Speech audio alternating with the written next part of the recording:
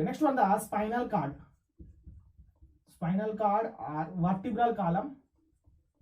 Vertebral column. Very important and detailed information. Complete each and every point is very important in examination point of view. Spinal cord. The extension of the medulla oblongata is known as a spinal cord. The spinal cord. This is known as a. This one is, imagine it. This one is a spinal cord. This one is spinal cord. This one is spinal cord. This one. These markers are spinal cord. This one is vertebrae. It is known as a made up of bone. So the vertebrae, what is that? Spinal cord is completely protected by. Spinal cords are completely protected by the vertebrae. Spinal cords are completely protected by the vertebrae. Vertebrae are, these are outer protective, what is that, bone membrane. Clear. This is known as the spinal cord. The first one, this is what is that? The brain to neck region, the brain to thoracic region. These are containing seven, what is the seven cervical, very important. The brain to thoracic region. The neck is present. The neck containing seven cervical vertebrae. Seven cervical vertebrae are present in the neck region. Seven cervical vertebrae are present in the, what is that, neck region. So the first pair of the first vertebrae is known as a atlas. Second vertebrae is known as a, what is that, atlas and axis. First vertebrae. The seven pairs are there. Seven individuals are there. First one is called as atlas. Atlas vertebrae. The second one is known as a axis. Two vertebrae are there. So the head is completely holded. The head is completely holded by the two vertebrae. First one is atlas and second one is known as the axis. The head is holded by two vertebrae. Very important character. So in these are which type of chondalic in nature? These are shown dichondalic in nature. What I am saying? These are shown dichondalic nature. Let's discussing. Let's recapitulate once again. So the amphibians are monochondalic in nature. Clear. And as well as amphibians and reptiles are monochondalic in nature. Aves are also monochondalic nature. But the mammalians are dichondalic in nature. Dichondalic, but they're very easy to facilitate to their shaking of the head, their moving of the head by the presence of the atlas. So that is called as a bichondalic cranium. Bichondalic nothing but these are containing two vertebrae. They're directly fusing together.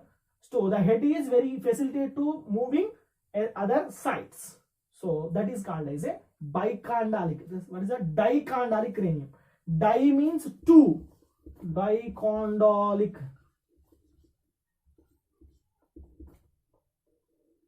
Sorry. Dichondalic cranium. So this dichondalic cranium nothing but this axe. What is that? What is the axis? It is useful. The atlas is useful for the facilitate to moving of the head. So and as well as these are facilitated to moving of our head is known as a dichondalic cranium. So in this head region, complete the head containing the facial nerves are there. What are the next one? The complete head containing very important character. Two external opening. The two external ears are there. Two external ears and ear ossicles are present. Very important. In the ear, the head containing two openings, that is either side of the head. So this is known as a containing external opening, that is called a pinna ear. Pinna ear is present. Pinna ear, clear. Pinna ear is present and as well as ear ossicles are present. Ear ossicles. Ossicles is nothing but opening. Opening is known as ossicles. Ear ossicles are there. So the middle ear made up of three different type of the bones. Very important. The middle ear is made up of three different type of bones. Compare with remaining all classes. The amphibians are, they have a small aperture, small opening. Only internal ear is present. External, what is the external ear is absent. The ear opening. The middle ear is made up of 3 different type of bones. What is that? Malus, incus, stapes. Malus, incus, and last one is stapes. So 3 different type of bones are present in the middle ear. Okay, so the head region completion, we are completion of the cranium. Cranium nothing but brain is completed. Next one is ears are complete. Next one is optic. Optical also completed, but the optical, the corpora quadragemina is completed. The opticals are directly hold in the optical ossicles region. Optical ossicles region. Optical ossicles and optical opening. So the mammalian, the most of the mammalians are covered by the the crane, what is that, retina is covered by the nictitating membrane. So we are also mammalian, but the human beings are lacking of the nictitating membrane. But the cows, goats, tigers and lions, these are surviving in what is the forest in area, wildlife in nature, which are surviving, which are there is in what is that, maintain what is the daylight and nightlight condition. So these individuals are gradually development of the nictitating membrane. So the nictitating membrane will become gradually developed. Clear. Next one, what is that? It is containing one of the large nose, containing 2 openings are there. Next one below, that is containing one of the opening. That opening is known as the mouth. The mouth is completely covered by the what is the 2 muscles. That muscles are known as a labrum and labia. Labrum is nothing but outer lip, labium nothing but the lower lip, upper lip and lower lip. The upper lip and lower lip both are leads into the buccal cavity. Listen carefully. The buccal cavity containing 2 jaws are there. The anterior, the upper jaw is directly fused with the cranium. The lower jaw is directly very free in nature, nothing but it is facilitated to moving. So the upper jaw is never, what is that, it is always is what is the fused with the cranium. It is an immovable jaw. The lower one is a movable jaw. Clear. Let's see the discussion about the mouth and what is the characteristic features of the mammalian in mouth.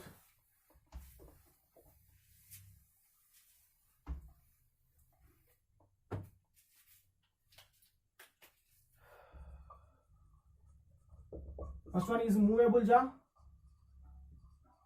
Movable jaw is lower jaw. Yes. Immovable jaw is a upper jaw. Upper jaw is a immovable jaw. Lower jaw is a movable jaw. So these two jaws are completely covered by nothing but these 2 jaws are what is that, fixed with teeth. So these teeth are shown a different type of dentation. Teeth are shown different type of dentation. So that is known as a heterodont dentation. What is that? Monodont dentation and diphenodont dentation. What is that? The human beings, in mammalian, this shown homodont dentation. Homodont dentation. I will give the example of the homodont dentation, hetero and polydont. I will give the example. Monodont dentation, heterodont dentation, heterodont dentation. So the monodont dentation, mono means similar, single or similar. Similar teeth are present on 2 jaws. Upper jaw and lower jaw both are containing similar teeth. Similar teeth are present. So the similar teeth are, which jaws are consistent of a similar teeth, those dentation is called as a homodont dentation. So in this homodont dentation is shown by the most number of the herbivorous mammalian. Most number of the example herbivorous mammalian. Herbivorous mammalians are shown. Herbivorous mammalians are shown homodont dentation. So the homodont dentation is nothing but similar teeth are present in the upper and lower jaw. The type of dentation is called as a homodont dentation. Clear? All teeth are similar in the upper jaw and lower jaw. Complete. So this type of dentation is shown by the most number of the herbivorous mammalians. Clear? Like a cow, buffalo, goat, like that, sheep. So heterodont dentation. Heterodont dentation is nothing but hetero means different. The complete two jaws are shown, a different type of teeth are there. The two jaws are completely consistent of the two different type of teeth are present. So that type of dentation is called as a heterodontal dentation. So the heterodontal dentation is done by the most number of the carnivorous and omnivorous individual. Carnivorous and omnivorous forms. Carnivorous and omnivorous. Clear. So heterodontal dentations are consistent of incisors, canine, premolars and molars are there. We know that incisors, canines, premolars and molars.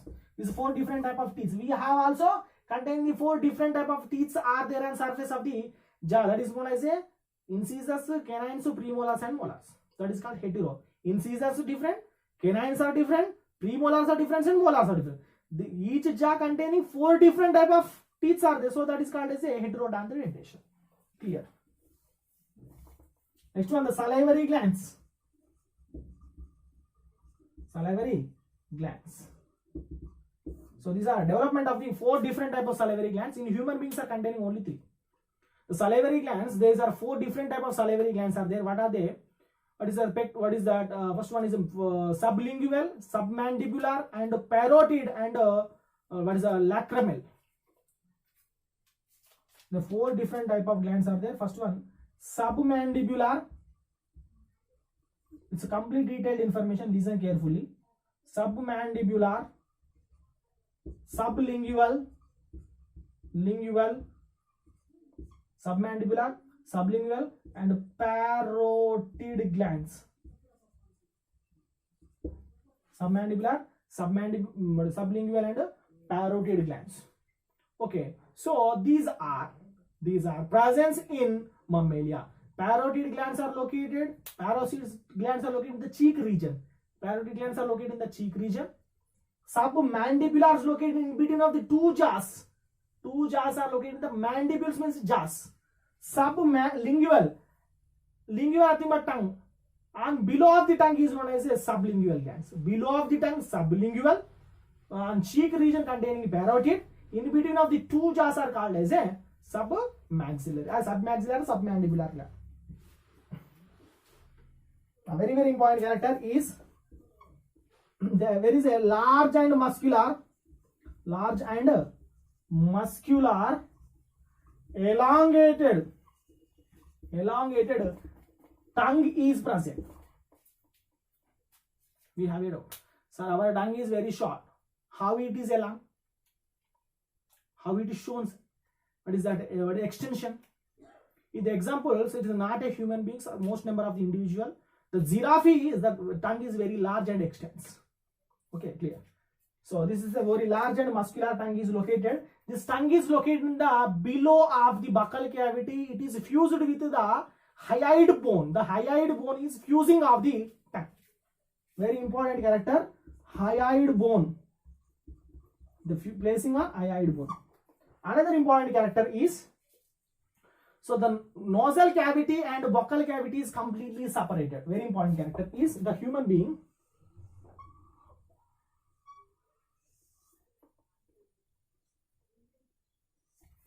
Clear. The human. So these are nose. This is the nasal cavity and buccal cavity. Both are.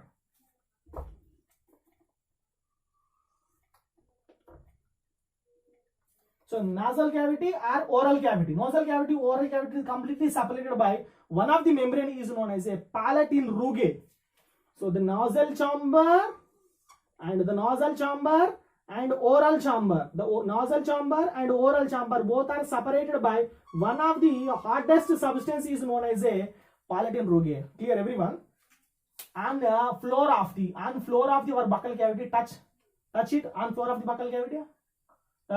Floor of the buccal cavity very hard and rigid bone is present. The rigid bone is called as a palatine rugae. So this palatine rugae completely separation of the nasal cavity and oral cavity. This one. This bone is completely separation of the nasal chamber and oral chamber region. So that bone is called as a the bone is palatine rugae. So anterior is very hard material. the posterior region, very soft material is present. The soft material is known as a